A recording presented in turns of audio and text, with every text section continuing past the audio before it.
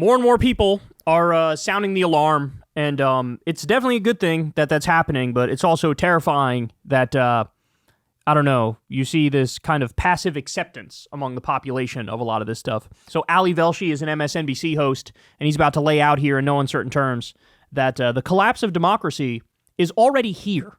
It's already here. It's not some theoretical thing coming in the future or the near future. No, it's here. The collapse of democracy is a strange, almost surreal thing. It can be abstract and hard to recognize in the moment.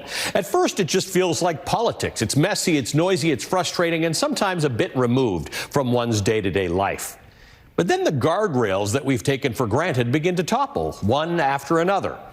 A National Guard unit deployed to a city that never asked for it. Key parts of the nation's electoral process attacked as illegitimate. Rulings of federal judges shrugged off as optional. Neighbors disappeared into ICE vans. Critics and political opponents suddenly faced with criminal probes. The media behaving in ways designed not to trigger the ire of the ruling party. Each new abuse is justified as temporary, necessary, even an emergency. Until one day, it's not temporary at all. Until one day, the justifications stop altogether, because once power is absolute, it no longer feels the need to explain itself. At best, each assault may seem like an outlier until the day you wake up and realize the system itself has become unrecognizable. Well, that's where we are right now. It's not where we're headed, it's where we are. The tragedy of what's unfolding and the danger of what's ahead will be compounded if American citizens en masse, all of us, do not recognize this moment for what it is. Understandably, unless it touches you directly, it's easy to say sometimes to miss what's being taken away. We've been telling ourselves the courts will stop it. Congress will step in. Surely someone will draw the line. Yet one by one, those lines have already been crossed. Just look around. Last night, Illinois Governor J.B. Pritzker had to publicly rebuke President Trump's reported plan to send military troops into Illinois. Pritzker made clear Illinois has asked for no such help. Doesn't need that help. There's no emergency on the ground. His warning was blunt. Trump is, quote, attempting to manufacture a crisis, politicize Americans who serve in uniform, and continue abusing his power to distract from the pain he is causing working families, end quote. That is the governor of one of America's most populous states sounding the alarm that the president of the United States is turning the nation's military into a domestic political weapon. And he's right. This is not about public safety. It's about flexing power, teaching dissenters and political opponents a lesson, normalizing the use of troops against Americans. In the nation's capital, hundreds of federal troops now patrol the streets alongside ICE and DEA and FBI agents, ticketing residents for minor offenses like broken taillights. Federal troops policing petty crime on America's main street. Think about that. Crime may be statistically down, but intimidation is way up. The police state is here, and that's the whole point. D.C. restaurants and bars report business down by 1/3. What Trump is doing is designed to bleed blue cities dry economically. Meanwhile, red state governors are planning on sending hundreds more Guard troops into the Capitol. Soldiers who, by the way, have no training in urban policing. Donald Trump is threatening to eliminate mail-in ballots and voting machines, the very infrastructure of elections, proudly parroting a line that Trump said Putin used with him that, quote, you can't have an honest election with mail-in voting, end quote. Can you imagine quoting Vladimir Putin about free and fair elections? This, by the way, all as Homeland Security announces plans to hold election security funds hostage unless states accept Trump's new rules. Secret voter databases, citizenship checks on poll workers, and untested systems that most states can't implement in time. What Republicans label election security is the classic playbook of the strongman. Tilt the playing field toward yourself and lock yourself into power. Doesn't stop in Washington, D.C. Across the country, Republican-controlled legislatures are dismantling the last avenues of direct democracy, citizen ballot initiatives. In Missouri, voters raised the minimum wage. Lawmakers gutted it. In Arkansas and Florida, new laws make it harder for grassroots petitions even to reach the ballot. Across the country, roughly 40 bills to restrict civilian initiatives have passed at least one legislative chamber this year, according to a review by the Associated Press. Most of these measures, the AP notes, are coming from Republican lawmakers in states where citizen petitions have been used to put abortion rights, marijuana legalization, or other progressive initiatives on the ballot. The message is clear. Even if voters pass something that Republicans don't like, Republicans in power will just rewrite the rules. This is not democracy. That is something called competitive authoritarianism. Elections in name, one-party rule in practice. And here lies the tragedy. Ultimate power in this country still belongs to the people. But every time we accept or tolerate one more red line being crossed, we normalize the next. Each violation, larger than the last, makes what came before feel almost normal. America's democracy has withstood civil war, depressions, attacks by foreign enemies on its soil, but it has never faced an assault on this scale. An internal demolition carried out not by outsiders or even by well-armed rebels, but by the holder of the highest office in the land. The question is not whether Trump meant it when he promised retribution on the campaign trail. He clearly did. The question is whether we are willing to really see what it means that he's carrying it out, and that his playbook is being shaped by America's enemies, strongmen who preside over brutal, illiberal regimes. Thomas Jefferson saw this danger early in our history. In 1820, he wrote to Massachusetts politician W.C. Jarvis, rejecting the notion that courts should be the final arbiters of the Constitution.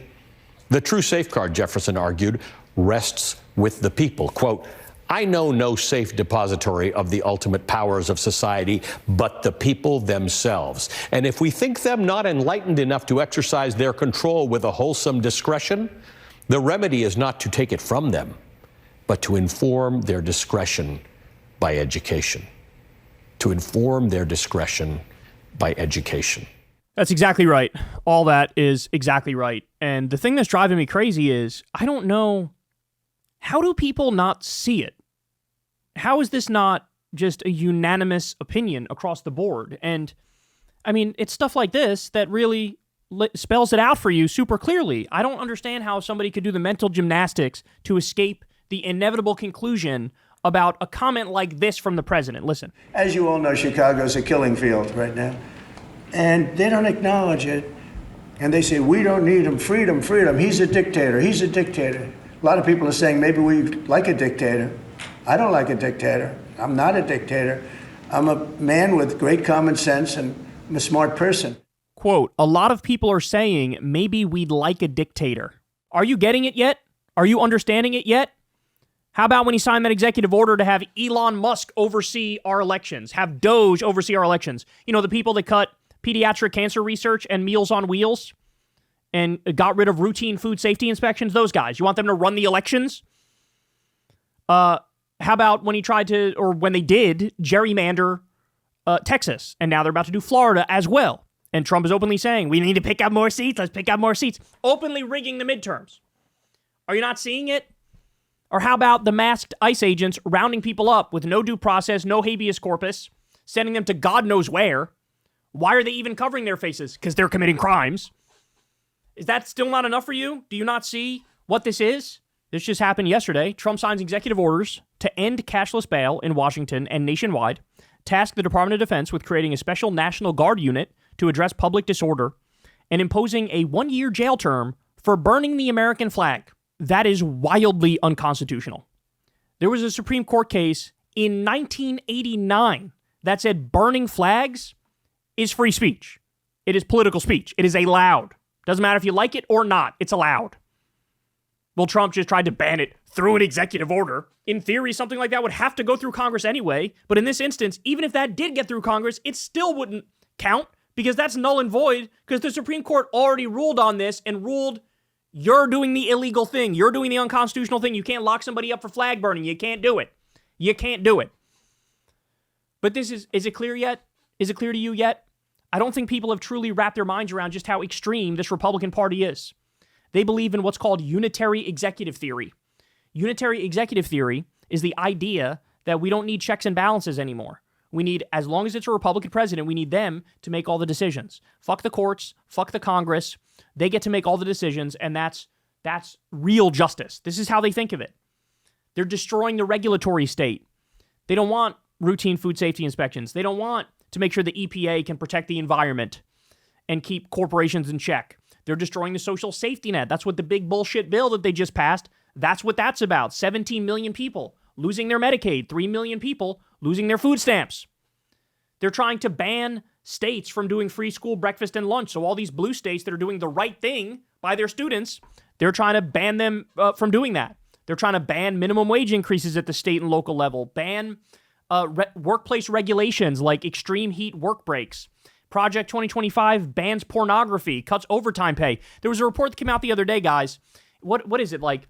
They already implemented like 60 or 70% of Project 2025. So they want to cut overtime pay, roll back child labor laws, which a lot of red states are already doing on their own, destroy the EPA, the Consumer Financial Protection Bureau, all this stuff. All of this stuff. This is an agenda for dictatorship. This is an agenda for fascism. That's what it is. In fact, Trump came out the other day and said this as well. Did you guys see this one?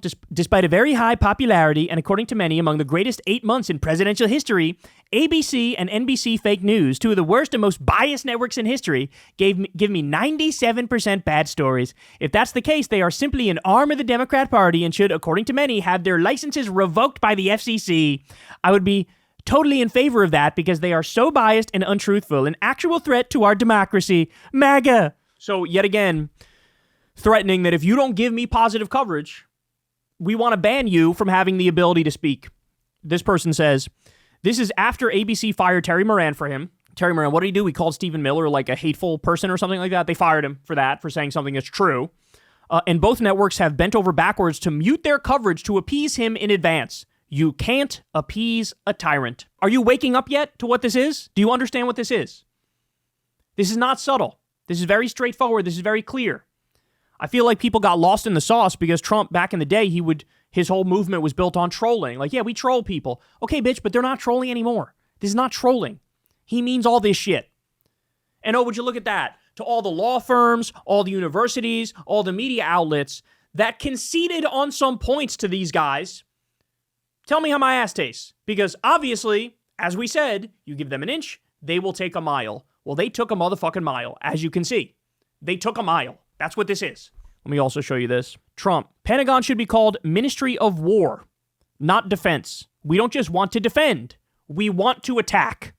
It's great to hear that coming from the guy who was threatening to invade Canada and Greenland and Panama. He wants to steal Panama and Greenland, threatening to attack Mexico, threatening to attack Venezuela, bombing Somalia, bombing Yemen, bombing Iran illegally, arming and funding the genocide in Gaza. Really great to hear from that guy that he wants to rename the Department of Defense to the Department of War. Ministry of War. That's great. They're screaming. So anybody who ever fucking said, oh my God, Trump is anti-war, Trump is anti-war, Trump is anti-war. What say you now? What say you now? Could you imagine a Democratic president said, we're going to change the name of the Department of Defense to the Ministry of War because we don't just want to do defense. We want to attack. We want to do offense. If a Democratic president said that, it'd be a 24/7 meltdown in right-wing media where they scream that Democrats are psychotic, bloodthirsty, frothing at the mouth warmongers.